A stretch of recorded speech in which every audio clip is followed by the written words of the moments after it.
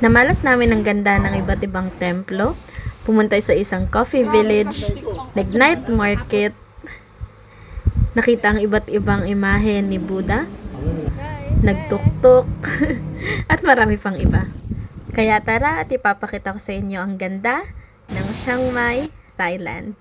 Connecting flight kami from Bicol to Manila, Manila to Chiang Mai. Dito namin iniwan yung check-in luggage at nagbayad na din kami dito ng travel tax. Tapos biyahe na. Kabado 20 sa immigration, pero ayan, nakapasa naman, ngiting tagumpay. Special to sa amin na trip na to kasi first time namin na family na magta-travel abroad. And celebration na din ng graduation ko and Dibu ni Paul.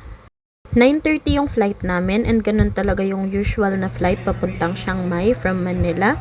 Also make sure na na-fill out nyo na yung e-travel at yung DTAP bago kayo pumasok ng Thailand. And bili na kayo ng SIM card. Kami ang ginawa namin is nag-book kami sa Klook ng eSIM, pero much better kung SIM card na lang kasi yung eSIM pili lang ng mga phone yung compatible sa kanya. Mga iPhone at Samsung, ganon. Paglabas namin ng airport, nandun at nakabantay yung van na maghahatid sa amin sa hotel. Dito kami nagstay sa Hotel M. Sa tapat lang siya ng Taipei Gate and malapit sa mga establishments and sa mga night markets. Yay! Dalawang rooms yung binook ng travel agency. Dito yung deluxe room. At ito naman yung regular lang na room. Spacious sila parehas pero may sofa lang dun sa deluxe and medyo mas malawak yung CR dun. Then, tulog time. Day 1, so kumain muna kami dito sa breakfast buffet na offer ng hotel. Marami silang mga pagkain, especially of course mga breakfast like eggs, bacons and everything. Ayan. After kumain, nag-withdraw muna ako dito sa ATM. Tapos naglakad-lakad na kami papunta doon sa money exchange na sabi nila is maganda. Ayan, ganda. The Greenland.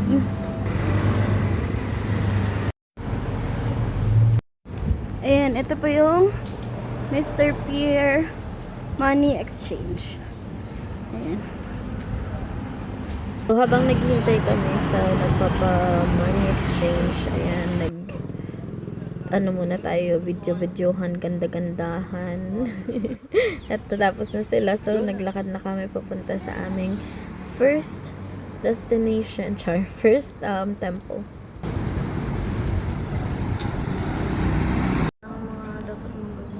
Friday pala to and free day namin. Ito yung unang temple na napuntahan namin, which is yung Wat Bu Pharam. Siguro mga 10 a.m. or 9 a.m. na kami niyan nag-temple hopping.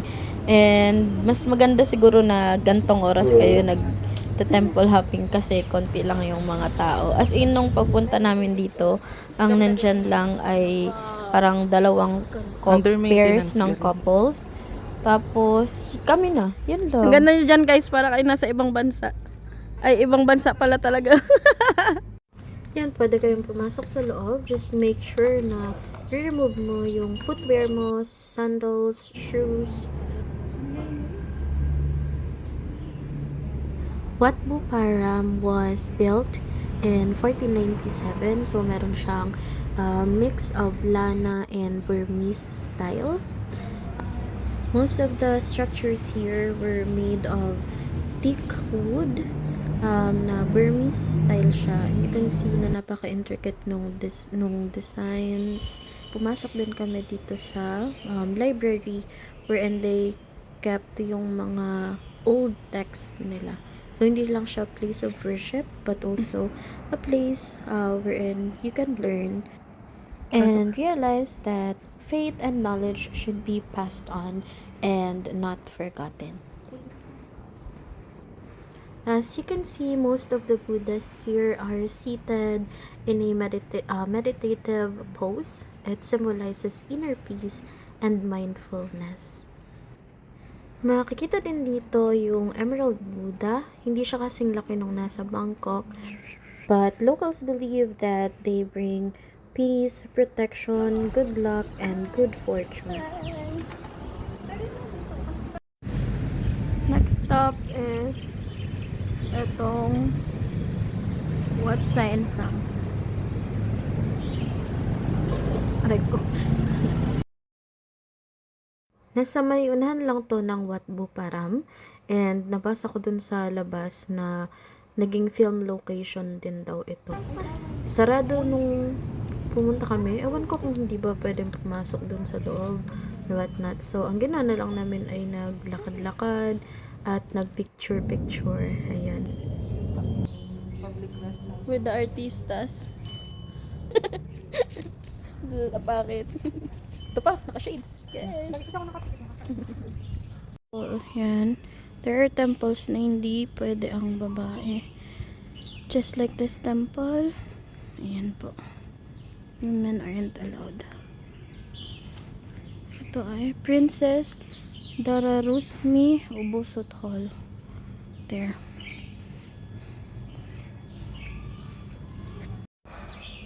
Sakit miss chan ko. Ayun lang ang narinig niya na. Umalis din kami dun agad sa temple kasi nagugutom na ang mga persons. May nadaanan din kami nitong free tea tasting and ayan, syempre kailangan i-try. Yes, sarap. Naman din kami dito sa 7-Eleven at ang ginawa lang naman namin dyan ay bumili ng toothbrush. Ako din guys. Soft medium. Medium. Naghanap na lang kami dito ng makakainan sa malapit. And we found this resto sa The Boon Hotel. Dito kami kumain kasi nakita na namin na parang ang ganda ng vibes. Napaka ganda ng mga decorations. And yung food, mukhang mga masasarap. At walang masyadong tao kaya dito na lang. And di kami nagkamali na dito kumain kasi masarap yung food. And yung nag-serve sa amin, yung mismong owner pa talaga. Ang bait. Let's try this pad thai. Then nag-order kami ng pad thai and di ko na alam kung ano pa yung iba. Ano siya?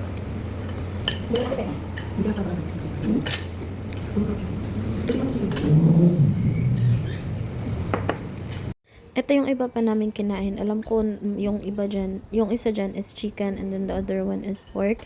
And mapapansin mo sa mga food nila is healthy kasi balanced siya with mga gulay-gulay. Well, after naman kumain kanina, umuwi na din kami sa hotel, nagpahinga. At ngayon, kami ay magna-night market dito sa loob ng Taipei Gate. Hey. Ang Taipei Gate is one of the famous spots here in Chiang Mai. Itong Taipei Gate ay part ng ancient city wall before na nagpo-protect sa kanila sa invaders. Every night, maingay na dito kasi merong mga stalls ng food, clothes, souvenirs, and meron ding mga live performers. Buhay na buhay ang Taipei Gate kapag gabi. They have variety of food na tinitinda dito. Ang daming mga exotic food, merong mga buwaya, insects, ayan.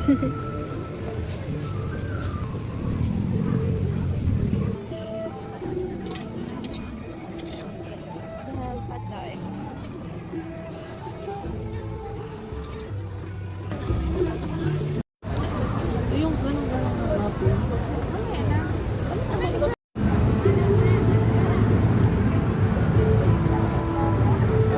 It's spicy. This one is spicy.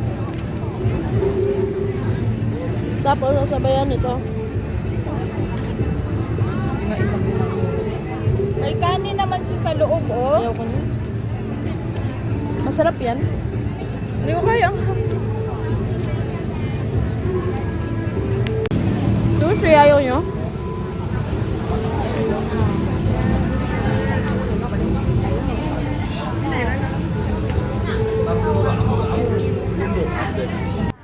Trinay din namin kumain nung cricket.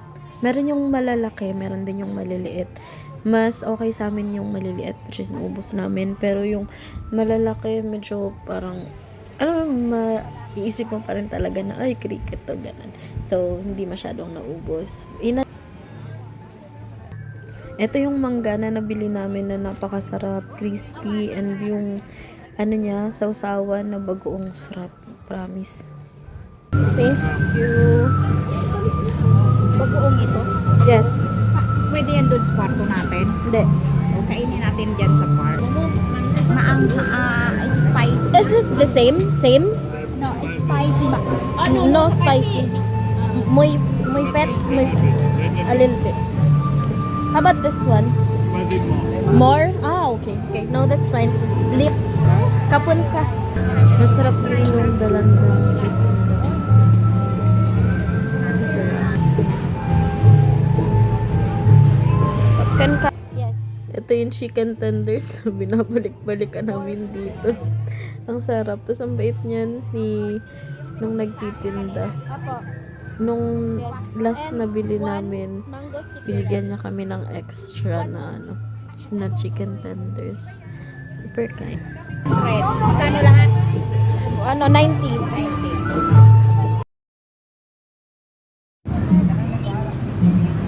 Ito kami kumain sa may Banging Plaza. May sauce talaga yan. This is... Hi! Say hi to my friend. Ito. The small one.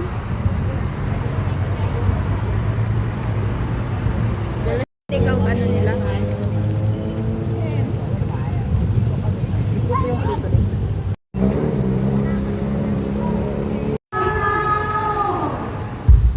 Ang daming tindahan ng weed dito. Kalat-kalat?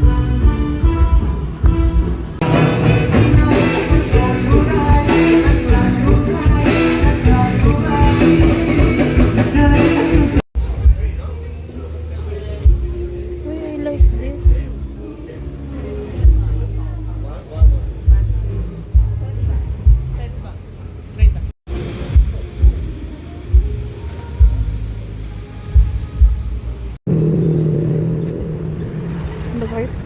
After namin kumain, naglakad-lakad kami papunta dun sa Monument, Three Kings Monument.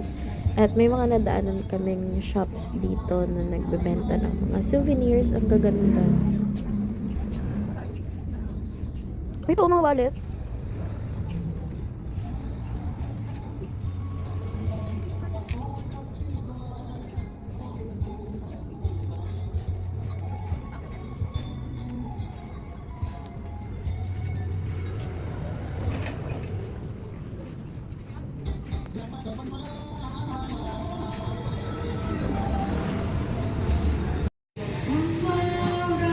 Madami ding mga bars dito kung saan pwede kang uminom, nightlife.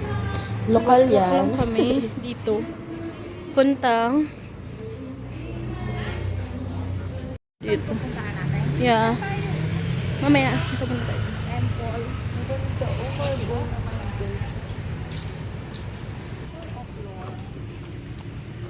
Floor. Mukha daw water. Parang pool. Oo. So siya sa mga skaters. Ang ganda naman kasi ng sahig. No? For skating talaga. Skateboarding. Monument for the rest of them. Oh, we went to the Three Kings Monument.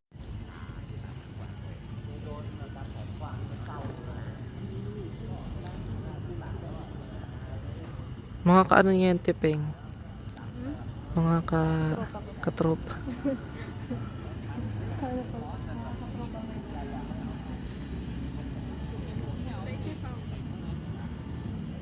Temple. May nakita pa kaming isang temple. Tapos sabi na babalikan namin kinabukasan. Pero wala, hindi na namin nabalikan.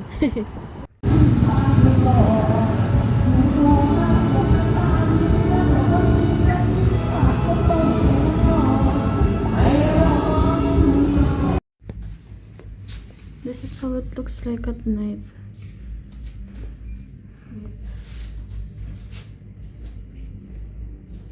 Inubos lang muna namin dito yung mga crickets. Tapos nagchikahan. And natulog din kami kasi may tour kami kinabukasan.